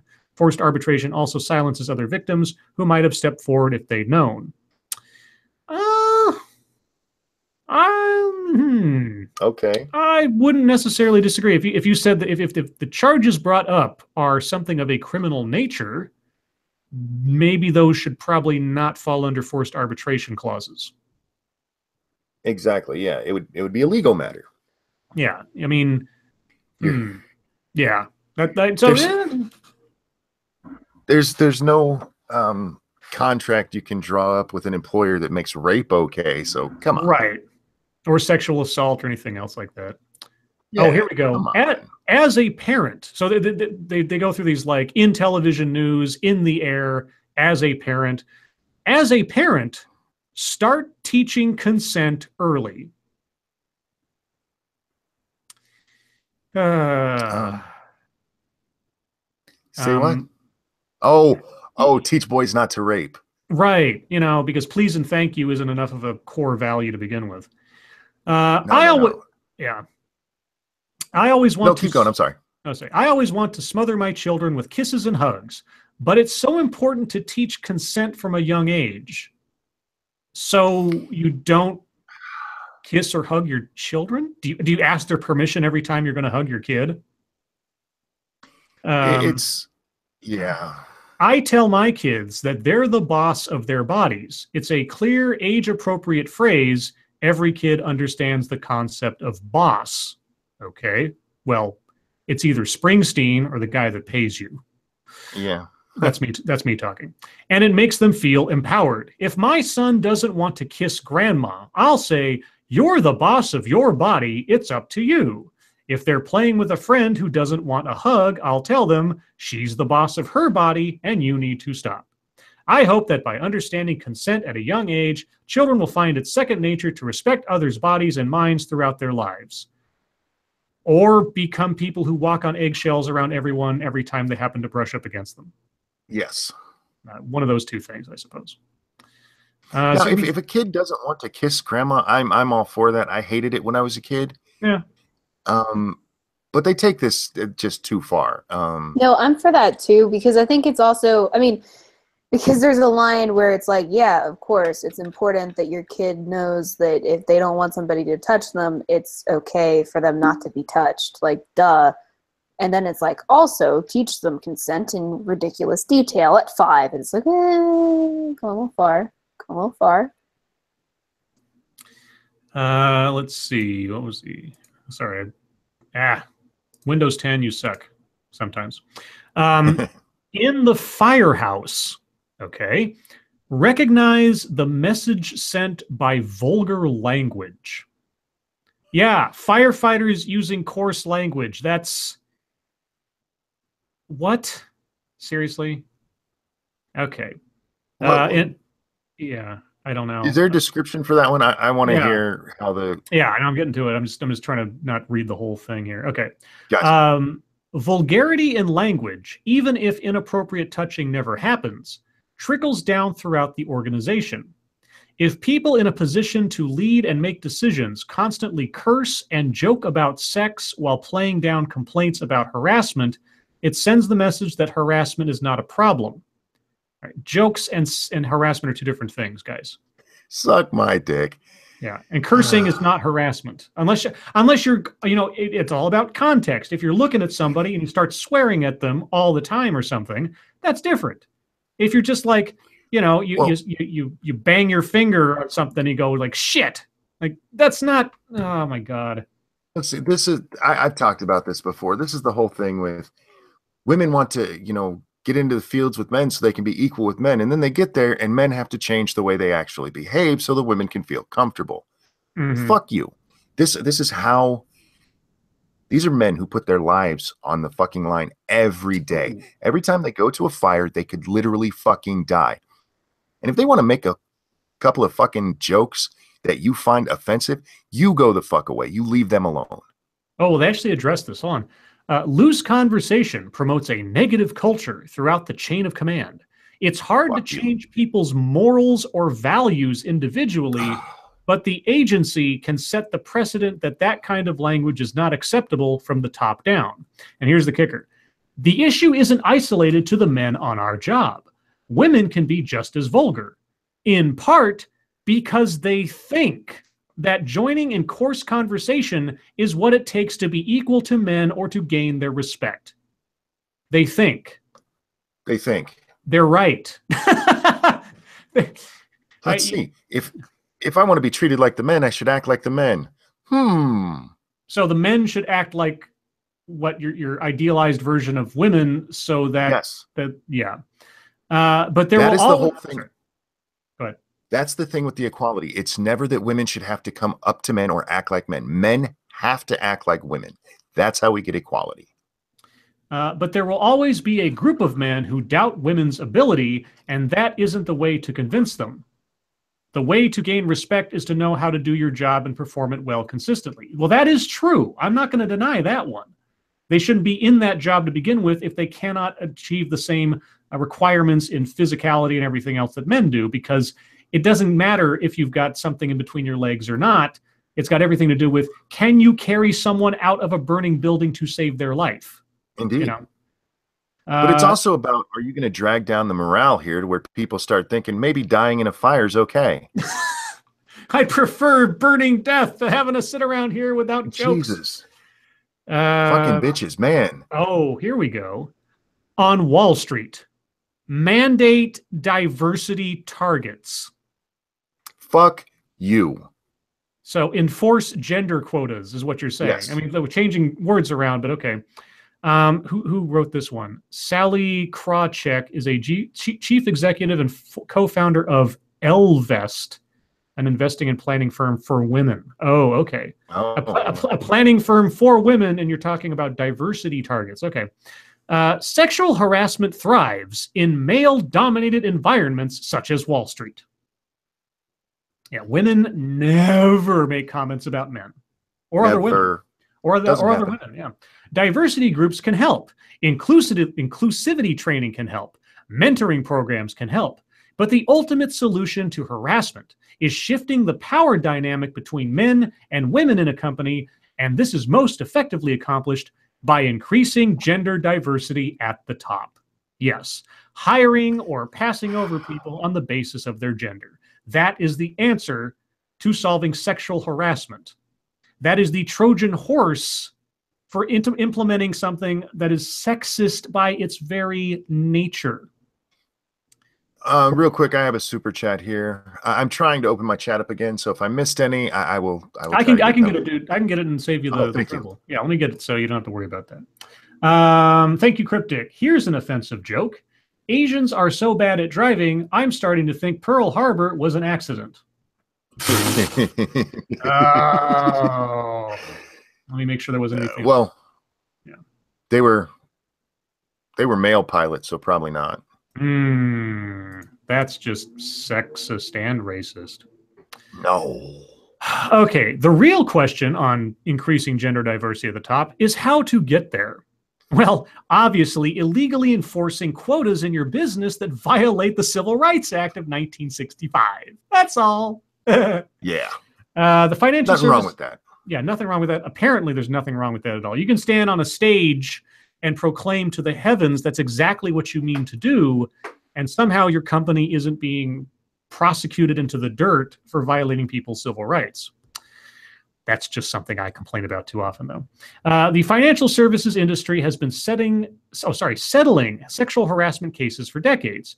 And people have been taking money from those settlements for decades too, just to let you know. Individual firms have spent years and tens of millions of court-mandated dollars to improve gender diversity, and both have failed completely. There are no female chief executives on Wall Street. There are no female chief executives on Wall Street. Sally Krawcheck is chief executive and co-founder of Ellevest, an investing and planning firm for women. Maybe she's not on Wall Street. She is the former CEO of Smith Barney and Merrill Lynch Wealth Management. I'm gonna read that one more time. There are no female chief executives on Wall Street. The author of this article is a chief executive of an investment company and a former chief executive of Smith Barney and Merrill Lynch Wealth Management. Yeah. Okay, I'm done with her. Let's see. Moving on. Let's see what time we got. Okay, a couple more minutes. In Congress, I'm looking for the funnier ones. There's some in here that like have some legitimacy to them, like the first ones I read. It's like, okay, I don't have a problem with people in airline stewardesses shouldn't be sexually assaulted on the plane. That's absolutely true. Forced arbitration for things that could be considered criminal acts. I think that's probably not what they should be used for. Some things I don't have a problem with.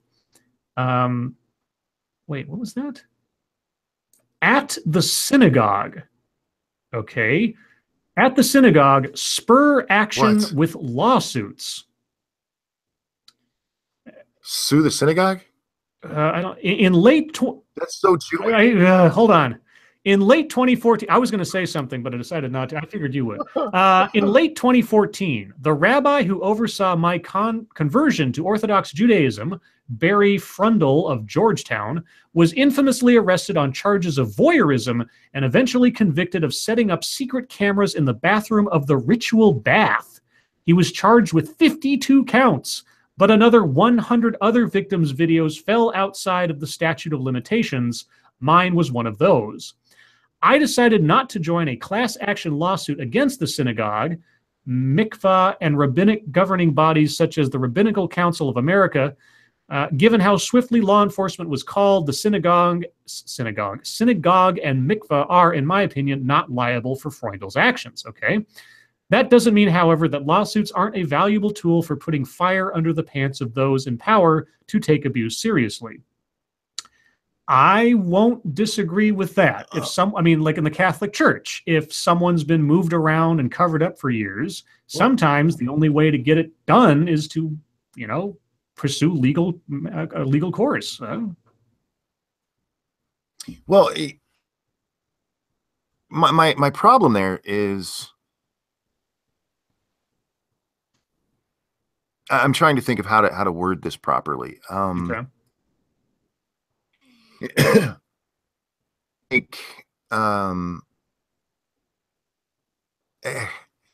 if you take the case of the Catholic Church, okay? Okay. If somebody had sued sooner, Mm-hmm. it might have done something, you know?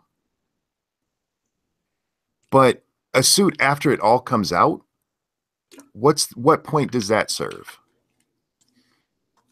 Because like in the case of this, yeah. Go ahead.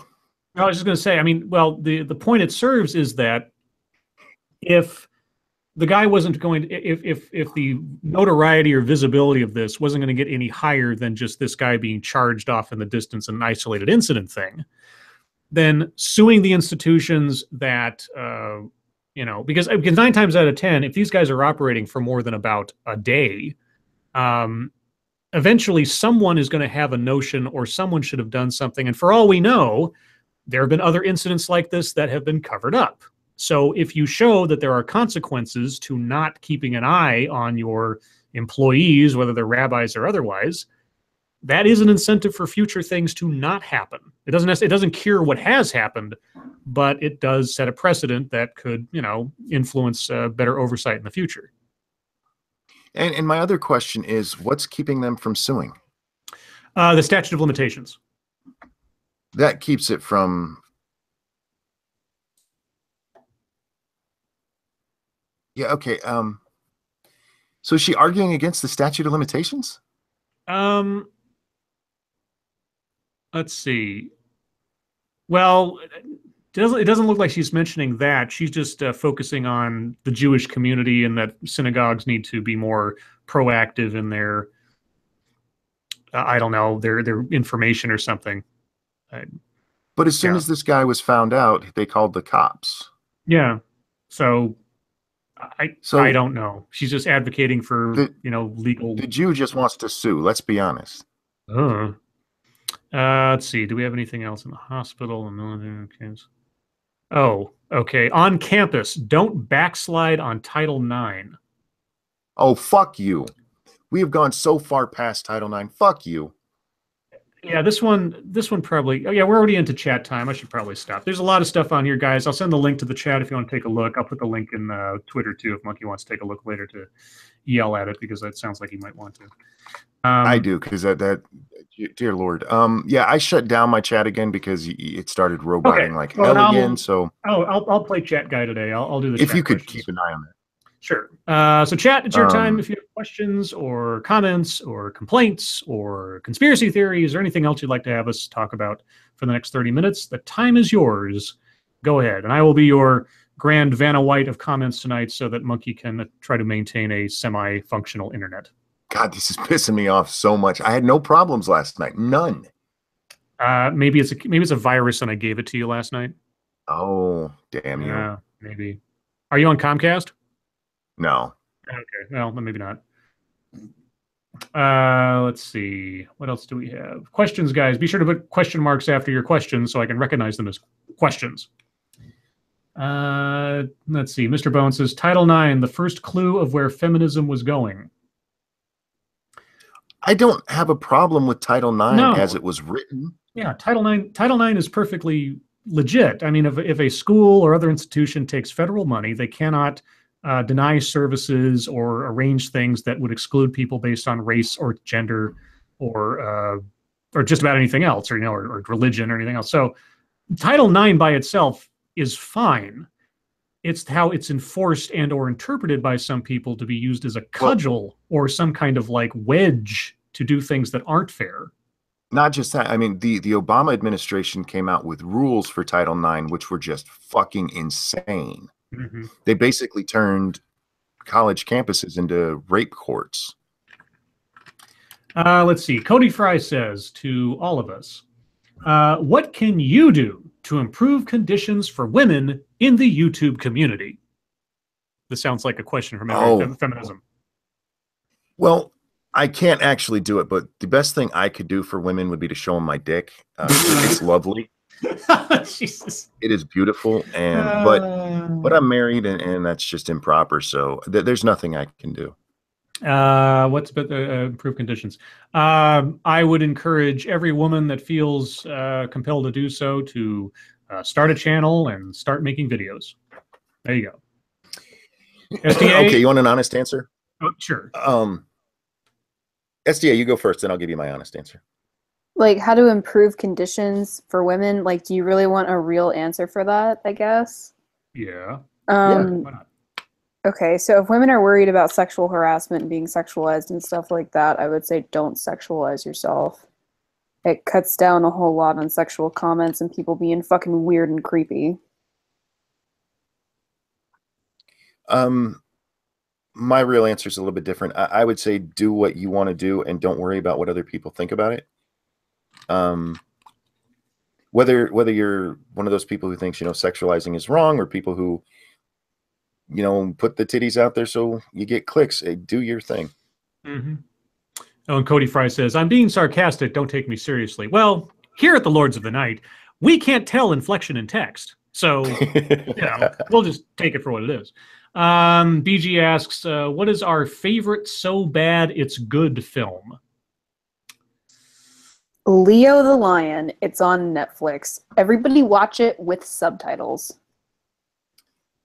Oh, wow. So bad it's Weekend good. at Bernie's. Oh, my God. Bernie's is such a dumbass idea. And if you watch it today, it's even more clear how dumb this fucking movie is. But I love it. So bad it's good. There are so many in my head that have been I've seen over the course of time. I'm going to go up to an old standby, Troll 2. If you see Troll 2, also as a companion piece, be sure to watch the documentary Best Worst Movie before you watch Troll 2. Because you'll have such a richer experience watching Troll 2 if you saw how it was made and all the stuff behind it. Let's see. We have other questions. I have to scroll back up a bit because I jumped. Let's see. Hate Camel says, Salon has an article by a writer claiming to be liberal because she's autistic. Your thoughts? That's not enough info for me to thought on. I don't know how to thought on that one. I'll thought on it. Okay. Liberal, autistic. I'm okay with that. That sounds right. So she's liberal because he's liberal because he's autistic. Or autistic because he's liberal, whichever one you prefer. So someone who's autistic cannot be conservative? Okay. SDA is a real woman. Where is that coming from? Just out of curiosity. Like, what prompted that? Well, while you wait for that, I saw Tim Blake on with Bunty the other day. Did I talk about this on our stream? I don't recall. I think I talked about it with Friended when I streamed with him. Okay. I don't think he actually he made the comment that it's worse, or accusing somebody of being autistic is worse than accusing them of being retarded. Night, baby. Fucking why? I don't know. Apparently, autism is more special than being special. It just struck me funny when I heard him say it. I'm like, are you fucking kidding? Let's see. Next 6 minutes says, Scribe Light, what is your favorite flavor of Snapple? Strawberry kiwi. I like that one. I don't think I've ever had Snapple. Monkey? Oh, God. I haven't had Snapple in years. God, not since I lived in Virginia. They used to make it was a peach drink. It was excellent. I loved it. You know, it's not a big deal in the South, I don't think. Maybe that's because we just have sweet tea. Yeah. So nobody thinks to drink like weird pseudo tea. I've never had Snapple tea. Yeah, neither have I. Let's see. Priestess of Keck says The Core. Oh, God. The Core is awful. That is a bad movie. Oh, Jesus. I wouldn't say it's a favorite bad movie, but yeah, it's pretty bad. I have to change my answer. Sorry. My answer, The Day After Tomorrow. Oh, yeah. That is the worst fucking movie, but it's so good. What's the best part about Christmas? How much time do you have? I fucking love Christmas. I love the holidays. I love the period from like Halloween to Christmas is the frickin' bomb. I like all the decorations, except for the fucking tacky ones where people are like, how many lights do we need to put up in our yard? All of them. Should we have conflicting inflatables? Absolutely. That's bad. But the really classy ones are totally worth all the tacky stuff. And I really love blue Christmas decorations and stuff. I fucking love Christmas. There's a house I can see from my... it looks like the Griswold Christmas. You chopped up there. Oh, I'm sorry. I said there's a like house. The Griswold Christmas. I heard it. A house I can see from my deck. Yeah, it looks like the Griswold Christmas. I fucking love that house. It lights up the whole neighborhood. It's awesome. Todd Packer says, have we seen the movie The Entity? That had some good ghost sex in it. I've seen that. A long time ago I saw The Entity. Wasn't she like raped by the ghost? Wasn't that like part of the horror of the movie? Yeah. Yeah. Yeah, because there's one part where you actually see her titty moves. Yeah, that's right. That's really fucking weird. Yeah. Misogyny asks, what happens if I don't have a question but still use a question mark? Well, that is a question, even if you hadn't used a question mark. So, see, Soraya Thorndike says, Scribe Light, The Lost Boys. I love The Lost Boys. That's not a bad movie. That's a great movie. That's not a bad movie. It's a great 80s movie. It's one of the best vampire movies. You know, it's definitely dated. I will not deny that. It's definitely a movie that did not age well necessarily, but it's still a really, really fun movie. I don't think that's a bad movie. That's a cheesy movie. That's different. Yeah, it's a bit cheese. But it's in the same vein as Goonies, you know, coming of age sort of adventure thing for kids, but also scary. And so, this is the thing. They don't make movies about kids that have danger or fear in them anymore, you know, because, you know, that's what the Grimm fairy tales are meant. Well, no, it's not only that, but I mean, you know, stories with children that have scares in them and stuff are supposed to teach a lesson. So when you watch the Goonies or you watch Lost Boys, you know, the stars, the main characters are children, but they're also, you know, as viewing it as a child, you're also learning something about, you know, danger and that kind of stuff, which is, you know, useful. Yeah, it's actually one of the reasons I like the Harry Potter series. Especially the first few, because it's a child in mortal danger throughout. Yeah. And yeah, it doesn't scare children. I mean, it might give them, you know, pause. But yeah, that's horror is actually good for children. You don't want to like traumatize the fuck out of them. You don't want to show them like Freddy Krueger.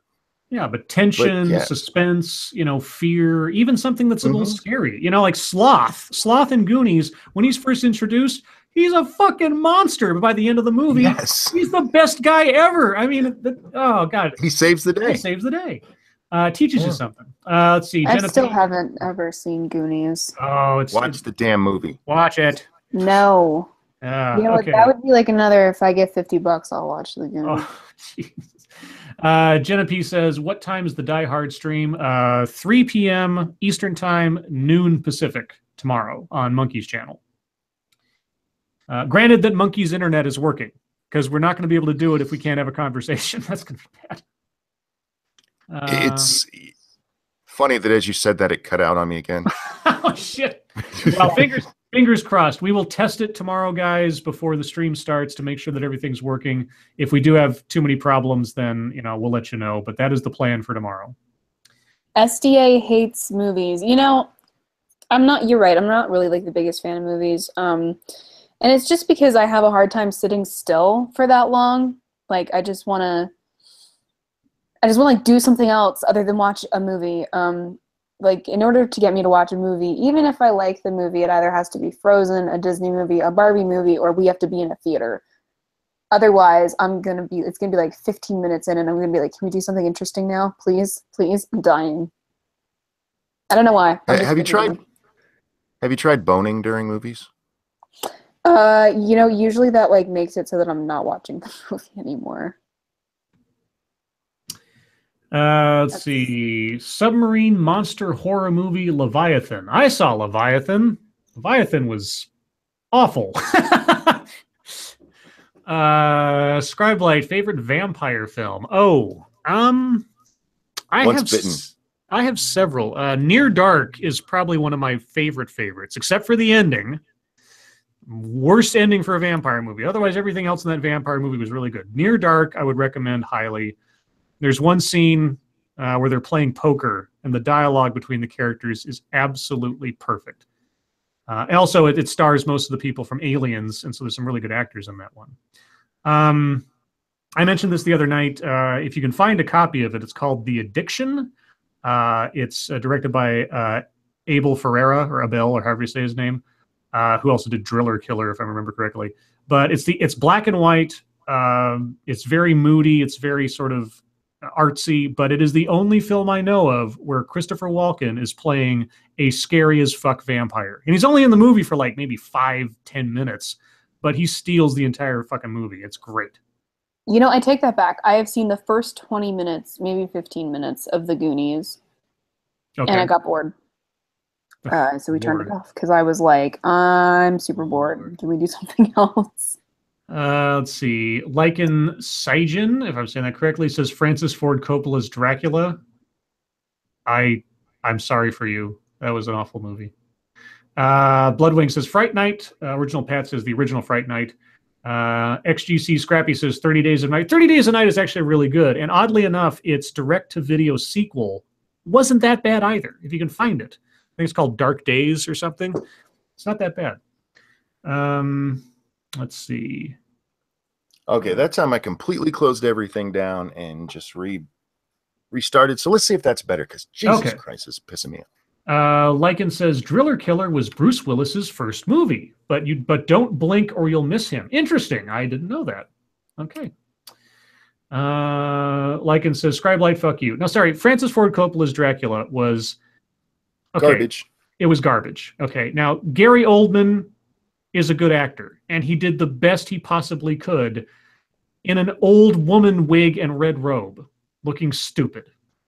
Okay. And am I the only one that thinks he looks like Queen Amidala? A precursor to Queen Amidala? Yeah, something like that. And Keanu Reeves was the worst choice to play Harker. Come on. He was just, oh God. Oh, another bad movie that's good? The original Point Break. Speaking of Keanu. Yeah, there are movies that Keanu was in that are good. Point Break, Bill and Ted's Excellent Adventure, and the stuff he's done since, like, My Own Private Idaho. If you haven't seen My Own Private Idaho, it's actually really good. And John Wick. He did a great job in John Wick for what it was. It was fine. Yeah. He's not a bad actor, but he was completely miscast as Jonathan Harker in that movie. And that movie had a lot of problems, and Keanu Reeves is just one of them. But anyway. Lycan says they're leaving because we said we made fun of Francis Ford Coppola's Dracula. Sorry, I'll tell you. That movie sucked ass. I don't care. YO Fett says, are we going to see The Last Jedi? I already have my ticket spot. I'm seeing it next Thursday night with my sister. I already got it all planned out. Of course, I'm going to see The Last Jedi. We don't have it planned out, but... No. Okay, well, I will let you know, Monkey, if it's worth it. I'll let you know. Is there bad lesbian sex? Abso-fucking-lutely, there's bad lesbian sex. There's bad sex with anybody. No, yes, there's absolutely bad lesbian sex. Let's see. Keanu was in Much Ado About Nothing. Yes, but so were a whole raft of other really good actors, and his part in that was relatively small in comparison to, like, Kenneth Branagh and everybody else. Let's see. Jeremy M. says, well, I also like Stuart Townsend in Queen of the Damned. Unpopular opinion. Queen of the Damned, it has its moments, but it's not good. Stuart Townsend did a good job for what he was given to do overall, but as a sequel to Interview with the Vampire, Queen of the Damned, especially I'm putting together two novels into one movie, it didn't work. It just didn't work. Jack Cochran, this news makes me sad. Yeah, it made me sad too when I first figured that out. There's bad lesbian sex? Yeah, no, it was very disappointing. Life is Peachy says, Scribe Light, thoughts on Requiem for a Dream? If you want to depress yourself to the point of suicide, watch Requiem for a Dream by yourself in the dark. That There you movie go. is so sad and low. I mean, it's really well done. I mean, it's very effective at making you feel awful. I will tell you that. It's a good movie. It is a well done movie. It does a really good job of that kind of stuff. But and the movie Spun stole a lot of the little effects about getting high, like the focusing in on the eyeball and showing that clothes and all that fun stuff. Yeah. Let's see. Queen of the Damned was unfinished, says Crazy Man. I could believe it. Oh, see. BG said worse than Assassin's Creed boy. Actually, yeah, because Wow. like with the Assassin's Creed one, that was kind of just like a dull pain, and I was just kind of bored. Whereas like bad lesbian sex, it's like, ouch. Like, can you please trim your fucking nails? I'm bleeding everywhere. Let's damn. What? The bleeding everywhere. Oh yeah. Well, no, like I got cut and it hurt really bad, and it was like, ouchies, that's my snatch. I imagine that. Damn. Let's see. Your boy Pat says that movie is sad as hell. Requiem for a Dream. If we're talking about that, yeah. Jack Cochran asks, who should play He-Man in the new Masters of the Universe movie? Me. Melissa McCarthy. Whoever they got to play him in those advertisements that Monkey sent me. Because that was perfect. They looked exactly like they should. They really did. Life is Peachy says, ever seen The Astronaut's Wife? Yes, that was awful too. That was a bad movie. Johnny Depp and Charlize Theron. Astronaut comes back from a mission and he's not acting like himself because he's been possessed by an alien, and then all types of crazy stuff. Yeah, it's a little bit Invasion of the Body Snatchers, but not nearly as good. Wildfit says, have you ever seen He Never Died with Henry Rollins? I did. It was good. I liked it. You ever see that monkey, He Never Died? Does not sound familiar. It's Henry Rollins. I won't give away too much about it. It's, as far as I know, it's still on Netflix. I think that's where I saw it. If you've got an hour and a half or so to spare, definitely recommend it. P-Dog Knight, thank you so much. Bad lesbian sex, Amy Schumer and Lena Dunham. Yes. Oh my god. Yeah. Yeah, that would be gross. Why? Thanks so much for that. C3 Gross. Section asks, anyone seen the Masters of the Universe movie from way back when? I saw it in the theater. I was so excited. I was such a He-Man freak when I was a kid. I saw that movie in the theater. I was disappointed then too. Oh, I'm sorry, we broke up. Was that the original Masters of the Universe? Yes, the original with. Oh, that movie was so. Dolph Lundgren. The only thing that made that movie tolerable is the Mario Brothers movie. I will say one thing about that. Comparison. Okay. By comparison, He-Man was awesome. Yeah, I will say one thing about the Masters of the Universe movie. The Frank Langella as Skeletor steals the show. I will say this. He did a great job as Skeletor for what that movie was. He's not in it enough, which is stupid because it's a He-Man movie, but for what he did, he so far is the Skeletor to beat. Of course, he's the only Skeletor to beat, really. Favorite Christmas treat, pizzelles. They're really good. They're yummy. Favorite Christmas treat. I like a good gingerbread. Or gingerbread cake. I've had gingerbread cake before. That's really good. If when done right. You put too much ginger in there, it's not good. You got to get it just right. Elves. Sorry, what? Elves. You like eating elves? Oh yes, because they're short. Little holiday midgets. Let's see. Wildfet says, Dolph Lundgren, I was so pissed there was no Orko. Yeah, that troll Billy Barty character they made up with the key to get them back to Eternia. Yeah. Oh, so stupid. I mean, okay, maybe you couldn't do a floating ghost, whatever, but you should have had a character. He could have looked like a Jawa or whatever with the hat, but he should have been Orko. But they didn't. Maybe they'll make... I sure as hell hope they put Orko into this new thing if they actually make the new movie, because you can't not have Orko. G. Bronner B says, Scribe Light, do you like Jack Frost? Are you talking about the Michael Keaton movie, the creepy as fuck dad comes back as a possessed snowman movie? That's supposed to be heartwarming and family fun, because that movie is a horror movie. You don't even need to watch the horror movie called Jack Frost. Just watch the Michael Keaton movie, Jack Frost, because it's scarier. I'm 4'11", so I can't laugh at eating short folks. You're not quite short enough for monkey. 4'11". That's not midget sized yet. You're getting there though. It is how tall? How tall is Weibo? Is she shorter than Weibo? I forget how tall Weibo is. Weibo, are you still here? I forget how like tall. 5'1", right? And Cozy Comfortable, I've watched a couple of your videos. You don't look short in your videos. Maybe it's just I don't know. You know, that's what people said to me when they met me at the meetup. They were like, "You're a lot shorter than I thought you would be." Okay. And I'm not even short. I'm like 5. Okay. Oh, she's 5'2". Wow. I'm like 5'5.5", and everybody was like, I thought you'd be a lot taller. I was like, well, it's just the perspective of the camera, I suppose. I don't know. Or that you're usually like sitting down. You only see like the upper half most times on YouTube videos, so it's hard to tell. Well, I have a really long torso, so I'm actually taller than most people sitting down. Like I've never been able to put my head on somebody's shoulder. I'm just like, when I'm sitting down, I'm too tall. How tall are Monkey and Scribe? I am 5'11", last I knew. Yeah, somewhere between 5'10" and 5'11". It's kind of nebulous. Monkey, 6 foot, yeah. Let's see, 4'11" is midget height. Oh, okay, so Cozy is technically a midget. All right, maybe you can get some scholarship money or something for that.